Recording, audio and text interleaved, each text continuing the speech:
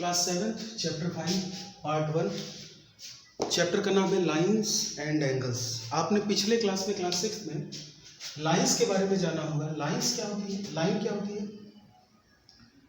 Line जो है एक कभी ना खत्म होने वाला एक स्ट्रेट पाथ होता है, ठीक है। स्ट्रेट पाथ जो कि दोनों तरफ से एंडलेसली बढ़ता जाता है। आप इसका नाम लिखते हैं तो क्या करते हैं, एक यहाँ एरो लगाते हैं, यहाँ लिखते हैं ए, यहाँ लिखते हैं बी, ठीक है। और इसी को आप लिखते हैं A B, line A B, और ऊपर ऐसे एक एरो लगा देते हैं। तो आप समझ जाते हैं कि इसको देख करके आप समझ जाते हैं कि ये एक लाइन है। ये सब आपने पिछले क्लास में देखा है। अच्छा, ये नाम लिखने का तरीका है। लाइन का नाम कैसे लिखते हैं? इधर एक डॉट लगा दीजिए, इधर एक डॉट लगा दीजिए, यहाँ लिख दीजिए अल्फाबेट ए बी। आप चाहे तो एक्स वाई भी लिख सकते हैं, एम एन भी लिख सकते हैं, कुछ भी लिख सकते हैं। तो फिर A B, line A B और ऊपर एरो। इस प्रकार से ये लाइन का नाम लिखने का तरीका होता है। अगर लाइन सेगमेंट की बात की जाए, हम इसके बारे में ज़्यादा बात इसलिए नहीं करें क्योंकि पिछले क्लास में आपने लाइंस के बारे में, लाइन सेगमेंट के बारे में पढ़ा है, बस एक रिकॉल करा रहे हैं। लाइन की कोई एंड पॉइंट नहीं होती है, ये इधर भी एंडलेसली बढ़ता जाता है, इधर भी एंडलेसली बढ़ता जाता है। लेकिन लाइन सेगमेंट को क्या होता है, लाइन सेगमेंट हमें कब मिलता है? जब किसी लाइन का टुकड़ा काट करके हम निकालते हैं। जैसे मान लीजिए कि यही लाइन है, यहाँ पर हमने कैंची चला दी और यहाँ पर कैंची चला दी, तो कैंची चलाने से ये इतना टुकड़ा निकल करके बाहर आ जाएगा और ये इधर से भी खत्म हो गया रहेगा और इधर से भी खत्म हो गया रहेगा। मतलब ना अब ये इधर बढ़ सकता है ना तो इधर बढ़ सकता है। तो ये मिल गया आपको लाइन सेगमेंट। इसका नाम कैसे लिखते हैं? इधर वाले डॉट का नाम एम रख दीजिए, इधर वाले डॉट का नाम एन रख दीजिए। आपको पता है किसी पॉइंट को किसी एक अल्फाबेट से डिनोट करते हैं, तो इस पॉइंट का नाम एम, इस पॉइंट का नाम एन। तो ये हो गया लाइन सेगमेंट एम एन, और ऊपर ऐसे बना देते हैं। जब लाइन ए बी का नाम हमने लिखा था तो ऊपर एरो बनाया था और दोनों तरफ एरो लगाया था, ठीक है। ये हो गया लाइन का रिप्रेजेंटेशन, ये हो गया लाइन सेगमेंट का रिप्रेजेंटेशन, ठीक है। ऊपर ये इसका डिफरेंस होता है, ये जो ऊपर आपने लगाया है इसी को देख के आपको समझ में आएगा कि लाइन के बारे में बात हो रही है कि लाइन सेगमेंट के बारे में बात हो रही है, इसलिए ये बहुत जरूरी है। चलिए फिलहाल ये सब बातें आप देख चुके हैं पिछले क्लास में। रे कब मिलता है? रे तब मिलता है जब आपके स्ट्रेट पाथ का केवल एक एंड पॉइंट हो। मतलब ये इधर नहीं बढ़ सकता, ये इधर नहीं बढ़ सकता, लेकिन इधर एंडलेसली बढ़ सकता है। तो रे का एक एंड पॉइंट होता है, लाइन सेगमेंट का दो एंड पॉइंट होता है, लेकिन लाइन का कोई भी एंड पॉइंट नहीं होता है। तो इसका नाम कैसे लिखोगे? ए बी और ऊपर ये ऐसे। ये ऊपर वाला ये जो चिन्ह है, साइन है, इसी को देख के आपको पहचानना होगा। चलिए, ये तो खैर कुछ रिकॉल था।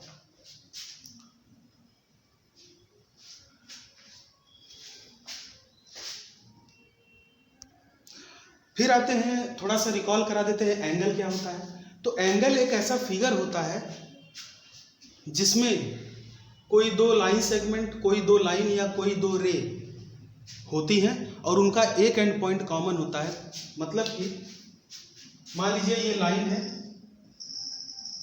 मान लीजिए लाइन सेगमेंट है और ये एक और लाइन से, मान लीजिए ये है ए बी और एक और लाइन सेगमेंट है ऐसे, ये है सी। ध्यान से देखिए, एक लाइन सेगमेंट है ए बी, एक लाइन सेगमेंट है ए सी, और इनका एक एंड पॉइंट कॉमन है। कॉमन मतलब दोनों का ही एंड पॉइंट ये वाला ए है। ये जो फिगर बना ये कहलाएगा एंगल। सही बात है। इट मीन्स कि दो लाइन सेगमेंट जब आपस में मीट करती हैं तब हमें एंगल बनता हुआ दिखता है। यही सेम बात रे के लिए भी इस्तेमाल होगा। ये देखिए,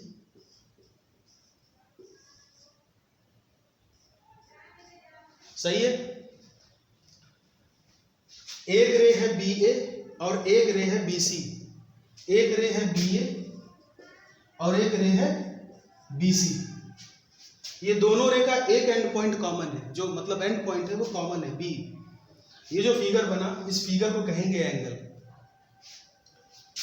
सेम बात लाइंस के लिए भी इस्तेमाल होती है। जब दो लाइंस आपस में कट करती हैं तो देखिए एंगल बनता है। इस केस में आपको 4 एंगल बनते हुए दिख रहे होंगे। एक ये वाला, ये जो आप लगाते हैं ऐसे, ये क्यों लगाते हैं? रोटेशन को दिखाने के लिए। एंगल कब बनता है? जब दो रे या दो लाइन सेगमेंट के बीच में ऐसे मुंह खुला हुआ होता है, इंक्लिनेशन होता है, उसी इंक्लिनेशन को दिखाने के लिए हम ये लगाते हैं।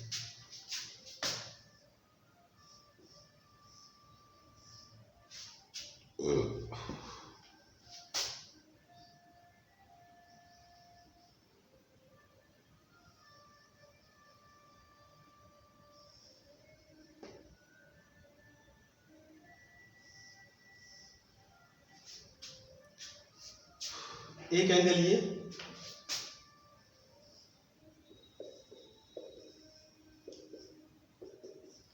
एक एंगल ये। एंगल का नाम लिखना आपको पता होगा। क्या करते हैं कि जो एंड पॉइंट कॉमन होता है उसको हमेशा बीच में रखते हैं, और उसके एक साइड ए और उसके एक साइड बी। ये हो गया एंगल ए ओ बी। जहां पर, जिस पॉइंट पर ये एंगल बनता है, जहां इंक्लिनेशन हम दिखाते हैं, वो वाला पॉइंट हमेशा बीच में होता है। ये बात आपको क्लियर होगी।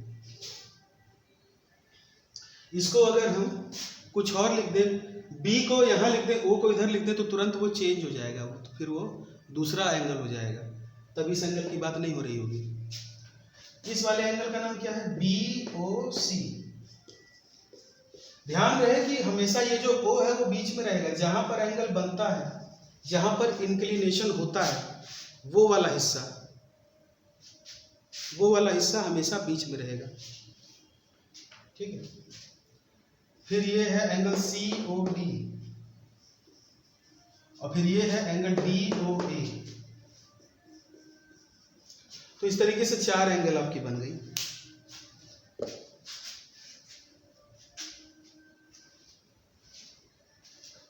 तो कभी भी जो एंगल होता है, उसमें नाम लिखने का तरीका यही होता है कि जो कॉमन एंड पॉइंट है वो बीच में रहता है।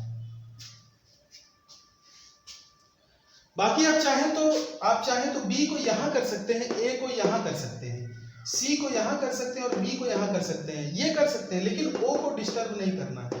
ओ बीच में ही रहेगा।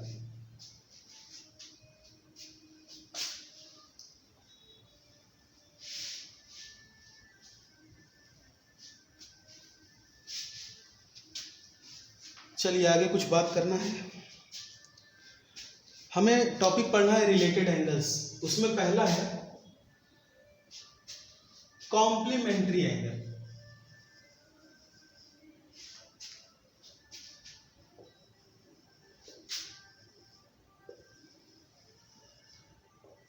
हम पढ़ रहे हैं रिलेशन, दो एंगल के बीच में रिलेशन। तो दो एंगल के बीच में रिलेशन में जो पहला पार्ट हमें पढ़ना है वो पढ़ना है कॉम्प्लीमेंट्री एंगल। देखिए ऐसा है, कभी भी कंपैरिजन होता है तो ऑब्वियस सी बात है कि वहां पर दो या दो से ज्यादा एंगल्स की बात होती है। कभी भी एक सिंगल कोई चीज है तो उसका तो कंपैरिजन होगा ही नहीं, क्योंकि वो तो सिंगल है। भाई कोई चीज तुलना कब होती है? तुलना तब होती है जब वहां पर कंपटीटर दो या दो से ज्यादा हो। अगर क्लास में एक ही बच्चा है तो वो तो फर्स्ट आएगा ही, लेकिन क्लास में 10 बच्चा है तो उसमें से कोई एक ही फर्स्ट आएगा। तो तुलना तभी होती है। इसका मतलब ये है कि जो कॉम्प्लीमेंट्री एंगल है वो आप दो या दो से ज़्यादा एंगल के बारे में जब कंपेयर करेंगे तभी पढ़ेंगे। फिलहाल दो से ज़्यादा एंगल की बात नहीं होती है, दो एंगल की बात होती है। जब भी कॉम्प्लीमेंट्री एंगल, और इसी का एक सेकंड पार्ट है सप्लीमेंट्री एंगल, रिलेशन में ही। तो हम दो एंगल्स को देखेंगे और उनके बीच में रिश्ता बताएंगे। ठीक है, और कैसे बताएंगे वो अभी देखिए। मान लीजिए दो एंगल है, दो एंगल से ज़्यादा नहीं होना चाहिए, हम दो एंगल की ही बात करते हैं कॉम्प्लीमेंट्री और सप्लीमेंट्री एंगल में। मान लीजिए दो एंगल है,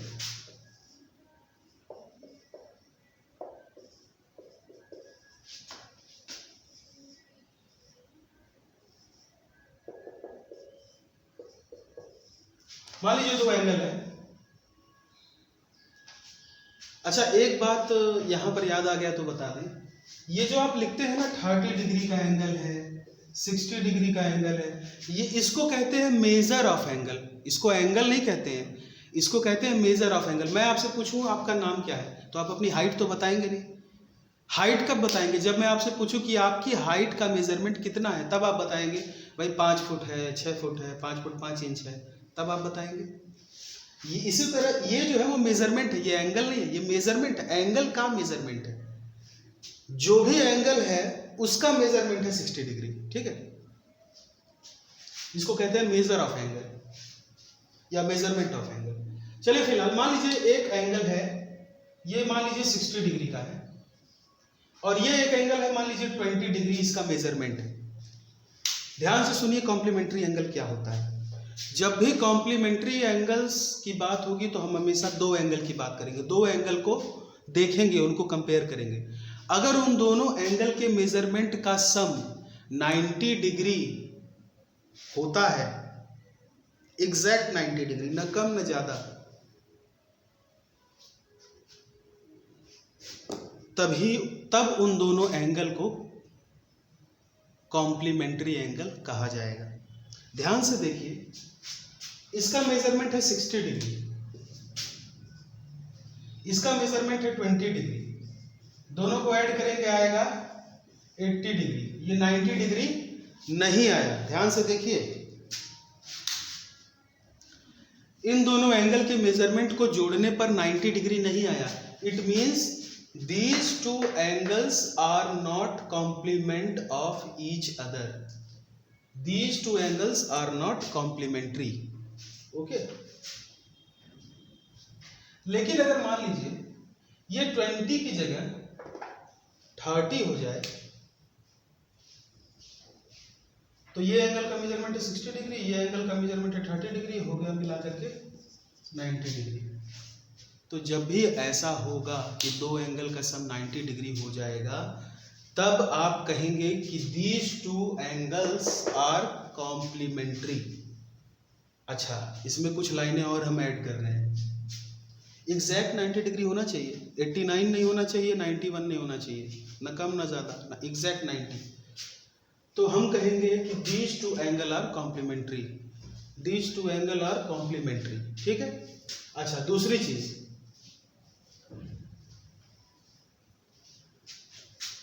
ये बात तो ठीक है, ये दोनों एंगल कॉम्प्लीमेंट्री हो गया।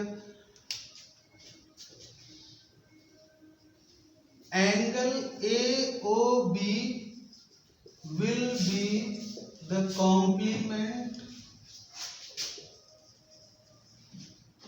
Of angle MDN। जो एंगल AOB होगा वो कॉम्प्लीमेंट होगा एंगल MDN का, ऐसे कहेंगे हम लोग। और लाइकवाइज एंगल MDN भी कॉम्प्लीमेंट होगा एंगल AOB का। जब हम दोनों की बात करेंगे एक साथ तो कहेंगे these two angles are complementary angles। ठीक है। और जब अलग अलग बोलेंगे तो ऐसे बोलेंगे कि angle AOB is complement of angle MDN, क्योंकि AOB में जब MDN एंगल का मेजरमेंट हम जोड़ रहे हैं तभी 90 डिग्री आ रहा है। तो इसका कॉम्प्लीमेंट ये एंगल है, इसका कॉम्प्लीमेंट ये एंगल है। ठीक है। तो ये बात पूरी तरीके से क्लियर। मेजरमेंट आपका कुछ भी हो सकता है। सपोज दैट यहां पे 60 ना हो करके मान लीजिए 55 हो जाए। चलिए 55 डिग्री हो गया। ठीक है, सही है। और मान लीजिए कि यहां पर हो गया 35 डिग्री। अभी भी देखिए जोड़ने पर 55 प्लस 35 आ जाएगा आपका 90 डिग्री, अभी भी 90 डिग्री आ जाएगा। इट मीन्स कि these two angles are complementary angles and angle AOB will be the complement of angle MDN and angle MDN will be the complement of angle AOB। आसान है।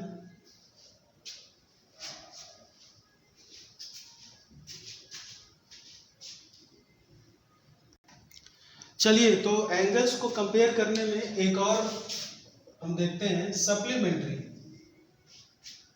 Supplementary है ना। हाँ, supplementary angles. अगला topic यही है आपका। तो हम लोग पढ़ रहे थे एंगल्स का रिलेशन। उसमें पहला हमने पढ़ा कि कॉम्प्लीमेंट्री एंगल, अब दूसरा पढ़ने जा रहे हैं सप्लीमेंट्री एंगल। तो दो वर्ड होते हैं, कॉम्प्लीमेंट्री एंगल, सप्लीमेंट्री एंगल। जिस तरीके से दो एंगल का सम, केवल दो एंगल की बात होगी, ना दो से ज्यादा ना दो से कम। हमने देखा था कि कॉम्प्लीमेंट्री एंगल में जब दो एंगल का सम 90 डिग्री था तो हम उसको कॉम्प्लीमेंट्री एंगल कह रहे थे। उसी तरीके से अगर दो एंगल का सम, सब कुछ वही है, बस थोड़ा सा अंतर क्या पड़ेगा मेजरमेंट का।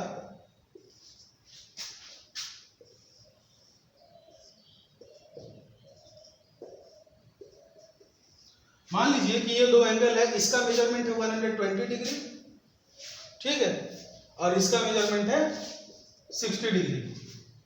ध्यान से देखिए, इनको जोड़ने पर आ गया 180 डिग्री, और जैसे 180 डिग्री आएगा, न कम न ज्यादा, 180 डिग्री जैसे ही आएगा हम कहेंगे कि ये दोनों एक दूसरे का सप्लीमेंट है। ये एंगल इसका सप्लीमेंट है और ये एंगल इसका सप्लीमेंट है, और ये दोनों एंगल को मिलाकर हम कहेंगे सप्लीमेंट्री एंगल। ये एंगल इसका सप्लीमेंट है और ये एंगल इसका सप्लीमेंट है, और ये दोनों मिलाकर के क्या है, सप्लीमेंट्री एंगल। अच्छा, थोड़ा सा मेजरमेंट कुछ और करके देखते हैं। मान लीजिए कि ये 110 डिग्री हो जाए और ये हो जाए 55 डिग्री, क्या होगा? नहीं होगा। इन दोनों को ऐड करने पे 180 डिग्री नहीं आएगा, ठीक है, 165 डिग्री आएगा, 165। लेकिन यही अगर 70 हो जाए तो तुरंत ये हो जाएगा। तब उस केस में हम कहेंगे कि ये दोनों एंगल सप्लीमेंट्री एंगल है, ये एंगल इसका सप्लीमेंट है और ये एंगल इसका सप्लीमेंट है। एकदम बात क्लियर है, इसमें कुछ भी नहीं है।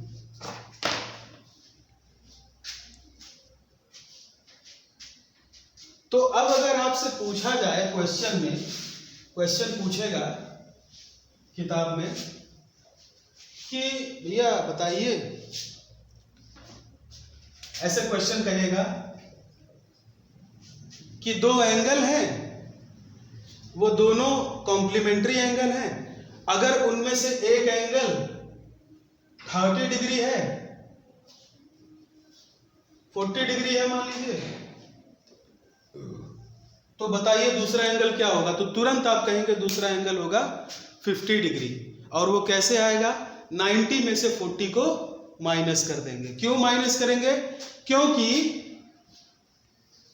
भाई 90 डिग्री में दोनों एंगल है, तो एक एंगल अगर 40 है तो अगर 40 को 90 में से हटा दे तो दूसरा एंगल आ जाएगा, सिंपल एकदम, 90 में से माइनस कर दीजिए। और वही अगर दूसरा क्वेश्चन पूछे कि भैया दो एंगल हैं, दोनों सप्लीमेंट्री एंगल हैं, एक एंगल 100 डिग्री है, तो बताइए दूसरा क्या होगा? तुरंत आप बोलेंगे कि इसको 180 में से माइनस कर दो तो दूसरा एंगल आ जाएगा 80 डिग्री, ठीक है। तो एकदम सिंपल है, कुछ करना ही नहीं।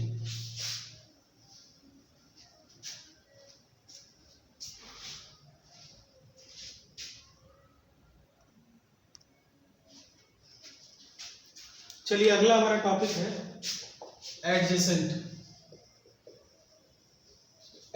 एंगल। अगर इसको हिंदी में थोड़ा समझना हो तो मतलब अगल बगल का एंगल। जब कोई एंगल एकदम अगल बगल में होते हैं और इस तरीके से होते हैं, उसके कुछ रूल्स हैं, इस तरीके से वो दोनों एंगल रखे हुए होते हैं, प्लेस किए गए होते हैं कि उनका एक वर्टेक्स कॉमन हो जाए। अभी देखेंगे डायग्राम बना के कि कैसे होगा। एक वर्टेक्स कॉमन हो जाए, एक आर्म कॉमन हो जाए, ठीक है, एक वर्टेक्स कॉमन हो जाए, एक आर्म कॉमन हो जाए, और जो आर्म नॉन कॉमन है वो कॉमन आर्म के आइदर साइड में रहे, मतलब एक इधर एक इधर। चलिए देखते हैं कहने का मतलब क्या है। मान लीजिए ये दो एंगल हैं, एंगल ए ओ बी, और एंगल मान लीजिए ये है एम डी एन। मान लीजिए यही है, सही है, ठीक है। मान लीजिए दो एंगल है, जरा देखा जाए कि हमारा ये जो कंडीशन है क्या फुलफिल हो रहा है। इस एंगल का वर्टेक्स है O और इस एंगल का वर्टेक्स है D। पहला ही रूल फेल हो गया, पहला ही रूल फेल हो गया। इन दोनों का वर्टेक्स अलग अलग है, पहला ही रूल फेल हो गया, ये दोनों एडजेसेंट एंगल नहीं है।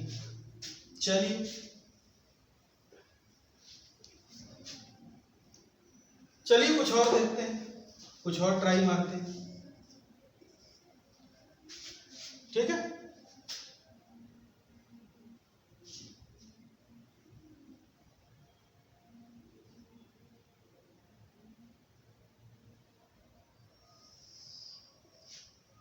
एक एंगल यहां बन रहा है, इसको हम नाम देते हैं ए ओ, इसको नाम देते हैं बी, इसको नाम दे देते हैं सी, और ये है डी।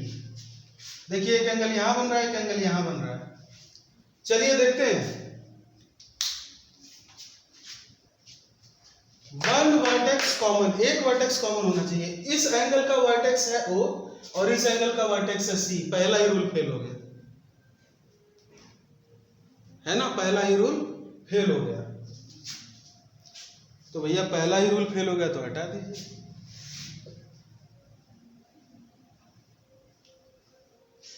ध्यान से देखिए,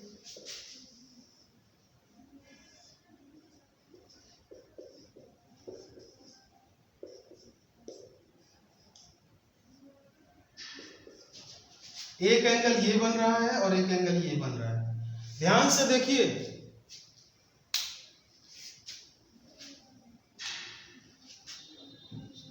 इस एंगल ए बी सी का वर्टेक्स है B और एंगल सी बी डी का भी वर्टेक्स है D। तो दोनों एंगल का वर्टेक्स कॉमन है, ये पास हो गया। अगर ये पास हो गया तो अगला चेक करिए। वन आर्म कॉमन, इन दोनों एंगल में एक ऐसा आर्म है जो कॉमन है, कौन सा? BC। एंगल ABC लिखोगे तो उसमें भी BC आएगा और एंगल CBD लिखोगे तो उसमें भी CD आएगा। ये आर्म, ये वाला आर्म दोनों एंगल पे कॉमन है, ये भी पास होगा। और जो एक तीसरा रूल है कि जो नॉन कॉमन आर्म है वो कॉमन आर्म के दोनों साइड में रहे। तो देखिए ये non common arm, common arm के एक साइड में ये है, एक साइड में ये है, तो ये दोनों एंगल कहलाएगा अगल बगल का एंगल, अंग्रेजी में एडजेसेंट एंगल। अगल बगल का एंगल मतलब एडजेसेंट एंगल, ठीक है। आपकी किताब में एग्जाम्पल दिया हुआ है कि ये किताब है, ऐसे किताब, इस किताब को ऐसे, ये पन्ना ऐसे करिए तो देखिए दो एंगल बन रहा है, एक इधर और एक इधर, ये दोनों अगल बगल का एंगल है। आपकी किताब में एग्जाम्पल दिया हुआ है पेज नंबर 97 पर, NCERT में, क्लास 7th। तो ये हो गया आपका एडजेसेंट एंगल। तो हमने जाना कि एडजेसेंट एंगल का मतलब अगल बगल का एंगल, उसमें एक आर्म कॉमन होना चाहिए, एक कॉमन वर्टेक्स होना चाहिए, ठीक है, बात सही है। जरा एक फिगर और देखते हैं, एक फिगर और देखते हैं। मान लीजिए ये आपका फिगर है ऐसे, थोड़ा टेढ़ा बन गया,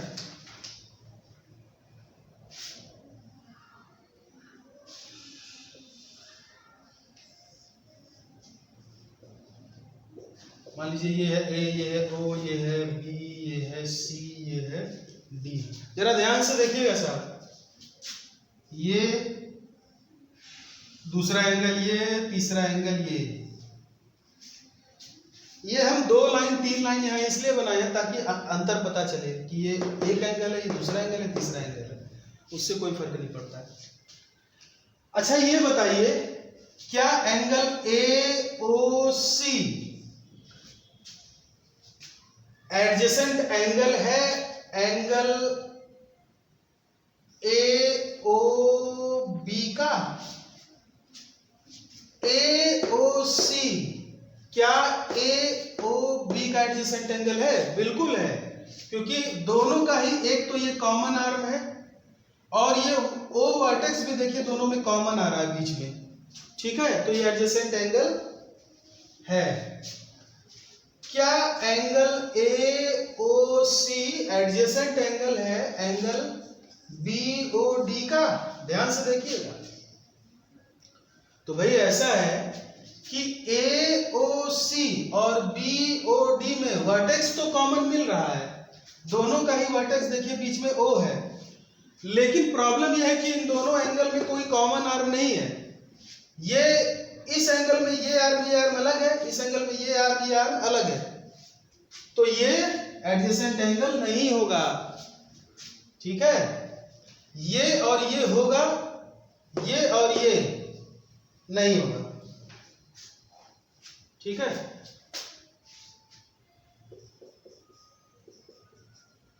अब देखा जाए क्या ये और ये होगा? बिल्कुल होगा, क्योंकि ए ओ बी कॉमन वर्टेक्स भी है और ये वाला आर्म दोनों में कॉमन है। चलिए, तो एडजेसेंट एंगल मतलब अगल बगल के एंगल। अब आपको ये टोटल बातें समझ में आ गई होंगी।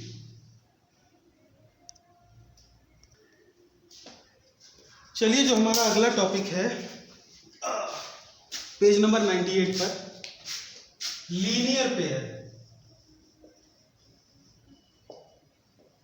लीनियर पेयर, आपको ये तो पता होगा कि किसी स्ट्रेट लाइन पर कितने डिग्री का एंगल बनता है। किसी स्ट्रेट लाइन पर मान लीजिए यहां पर एंगल, किसी भी स्ट्रेट लाइन पर 180 डिग्री का एंगल बनता है। किसी भी स्ट्रेट लाइन पर 180 डिग्री का एंगल बनता है। देखिए, एंगल जो है, आप एंगल को कई तरीके से समझ सकते हैं। मैंने बताया था कि दो लाइन सेगमेंट हो या दो रे हो, जब उनका एक एंड पॉइंट ऐसे कॉमन होता है तो एंगल बनता है। फिर एक दूसरे डेफिनेशन बताया था कि जब एक लाइन दूसरे लाइन पे इंक्लाइंड ऐसे रखा हुआ हो तो एंगल बनता है। एक तरीके से और समझ सकते हैं कि मान लीजिए ये ऐसे ये लाइन पड़ी हुई है और इसको धीरे धीरे ऐसे रोटेट करें और यहां लाके रोक दें, तो इस रोटेशन के कारण जो फिगर बना, पहले ये वाला मार्कर यहां था, अब ये वाला मार्कर घूम करके यहां पहुंच गया, तो ये देखिए जो फिगर बना वो एंगल बना। मतलब कि रोटेशन के थ्रू भी हम समझ सकते हैं। अब मान लीजिए इसको यहां से घुमाना चालू किया, घुमाते घुमाते घुमाते घुमाते घुमाते घुमाते घुमाते यहां लाके रोक दिया, तो पहले ये वाला मार्कर रेड वाला यहां पे था और अब यहां पे ध्यान से देखिए ये एंगल ऐसे बना इस पॉइंट पे, ये है वर्टेक्स, यहां पर वर्टेक्स है, ठीक है। तो जब भी किसी स्ट्रेट लाइन पर एंगल बनता है तो उसको जब आप प्रोटेक्टर से नापेंगे तो 180 डिग्री आएगा। लीनियर पेयर को समझने के लिए ये समझना बहुत जरूरी था। चलिए, तो ये आप समझ गए कि 180 डिग्री का एंगल बनता है। अब मान लीजिए इसी स्ट्रेट लाइन पर, इस स्ट्रेट लाइन को हम एक लाइन से डिवाइड कर देते हैं दो अलग अलग पार्ट में। जैसे मान लीजिए हमने ये लाइन बना दी, जैसे ही ये लाइन OA बनाया वैसे ही ये जो एंगल था, एंगल AOB, ये पूरा एंगल AOB जो कि 180 डिग्री था, वो डिवाइड हो गया दो पार्ट में। पहला पार्ट है एंगल COA और दूसरा पार्ट है एंगल COB। एंगल COA और एंगल COB दो पार्ट में ये डिवाइड हो गया। इसका मतलब एक सिंगल एंगल AOB जिसका मेजरमेंट 180 डिग्री था, उसको एक लाइन बना करके हमने दो पार्ट में डिवाइड कर दिया। तो ये तो बात सिंपल है, इतना तो सिंपल है कि जब एंगल COA और COB को ऐड करेंगे तो फिर से हमको यही एंगल AOB मिल जाएगा, क्योंकि उसी को डिवाइड करने से ये दोनों आया है। तो वापस से दोनों को जोड़ दे तो 180 डिग्री यानी कि पूरा का पूरा एंगल AOB आ जाएगा। ठीक है, इस तरीके के जो एंगल होते हैं इन्हीं को कहते हैं लीनियर पेयर। और लीनियर पेयर सप्लीमेंट्री होगा क्योंकि दोनों एंगल का सम 180 डिग्री आ रहा है अपने आप। ठीक है, तो लीनियर जो पेयर होता है वो सप्लीमेंट्री होता है। ठीक है, लीनियर पेयर होता क्या है कि दो ऐसे एंगल, ठीक है, एक ही लाइन पर, एक ही सिंगल लाइन पर दो ऐसे एंगल हो, ठीक है, जिनका सम 180 डिग्री आ जाए, वो कहलाएगा लीनियर पेयर। और 180 डिग्री आएगा ही क्योंकि इसी स्ट्रेट लाइन को ऐसे डिवाइड करके हमने दो इक्वल पार्ट में बांटा था। ठीक है, तो ये दोनों एंगल लीनियर पेयर कहलाएगा। एक बात इसमें ध्यान रखने वाला है लीनियर पेयर में कि लीनियर पेयर एडजेसेंट होना चाहिए। ये देखिए, ये दोनों एडजेसेंट एंगल भी है, अगल बगल है ना, एक वर्टेक्स भी कॉमन है और एक आर्म, एक रे भी कॉमन है ना। तो लीनियर पेयर जो है ये होना चाहिए, एडजेसेंट होना चाहिए। ऐसा नहीं हो कि एक एंगल यहां रखा है, एक एंगल यहां रखा है। अभी देखिए, ऐसा ना हो कि एक एंगल यहां रखे हैं और ये है 60 डिग्री और एक एंगल यहां है, ये है 120 डिग्री। दोनों को जोड़ने पे 180 तो आ रहा है, लेकिन ये लीनियर पेयर नहीं कहलाएगा क्योंकि ये एक लाइन पर नहीं है, एक लाइन पर नहीं है, एडजेसेंट एंगल नहीं है मतलब, है ना। तो ये लीनियर पेयर कभी नहीं कहलाएगा। हाँ, ये सप्लीमेंट्री एंगल कहलाएगा क्योंकि ऐड करने पे 180 डिग्री आ रहा है।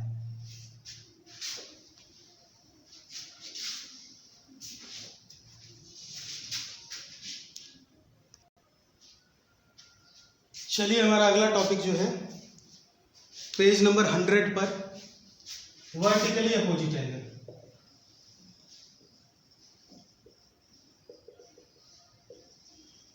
वर्टिकली अपोजिट एंगल ये तब फॉर्म होता है जब दो स्ट्रेट लाइन एक दूसरे को कट करती है, एक दूसरे को कट करते हुए गुजर जाती हैं। जैसे मान लीजिए एक लाइन है ये और एक लाइन है ये दोनों लाइनें, ये एक है AB, एक है CD और ये है O, जहां पर कट किया। ध्यान से देखिए, इस तरह का स्ट्रक्चर हम पहले भी बना चुके हैं और हमने कहा था, है ना, कि चार एंगल फॉर्म होंगे। तो वर्टिकली अपोजिट एंगल तब फॉर्म होता है जब दो स्ट्रेट लाइन एक दूसरे को कट करते हैं। अब जरा नाम पे ध्यान दीजिए, वर्टिकली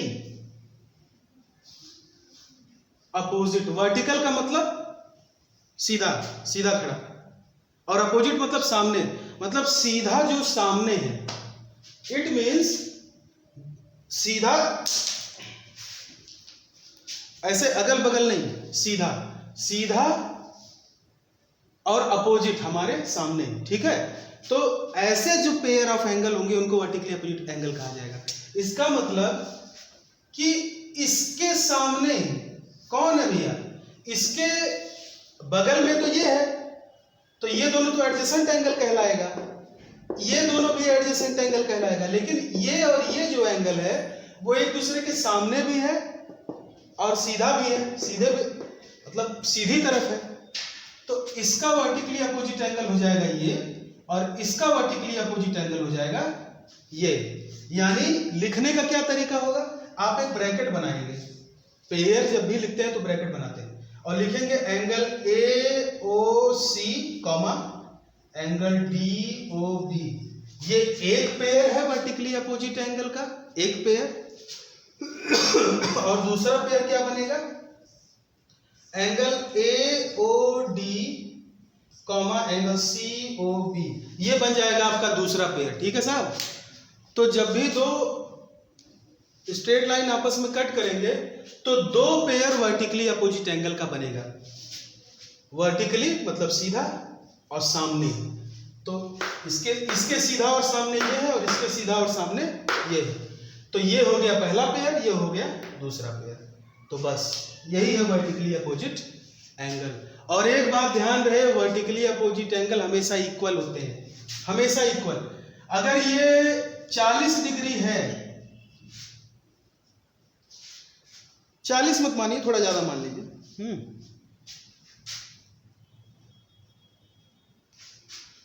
मान लीजिए अगर ये 85 डिग्री है, ठीक है, 85 ज्यादा हो जा रहा है, 1 मिनट, 95 डिग्री, 95 डिग्री है, तो ये वाला जो इसके वर्टिकली अपोजिट वाला पेयर है वो भी 95 डिग्री होगा अपने आप। ठीक है, सही है? हाँ, अच्छा, अगर ये 85 डिग्री है तो अपने आप इसके सामने वाला कितना हो जाएगा? 85 डिग्री। क्लियर? तो वर्टिकली अपोजिट एंगल पेयर बराबर होते हैं। ध्यान दीजिएगा, इसमें कुछ बातें ध्यान दीजिएगा। ये दोनों एडजेसेंट एंगल है और लीनियर पेयर भी है, क्योंकि देखिए ये ऐसी एक स्ट्रेट लाइन है, ये दो पार्ट्स में डिवाइडेड है, तो ये दोनों लीनियर पेयर भी है और एडजेसेंट एंगल भी है। भाई लीनियर पेयर है तो एडजेसेंट तो होगा ही होगा, ठीक है। और दूसरी चीज सप्लीमेंट्री भी है, इन दोनों को ऐड, भाई सप्लीमेंट्री तो होना चाहिए ना, तभी तो लीनियर पेयर होगा। अच्छा, ये और ये लीनियर पेयर है, ठीक है, ये और ये लीनियर पेयर है, ये और ये लीनियर पेयर है, ठीक है। तो इस प्रकार से आपका ये, अब आप एक्सरसाइज 5.1 करने के काबिल हो गए हैं।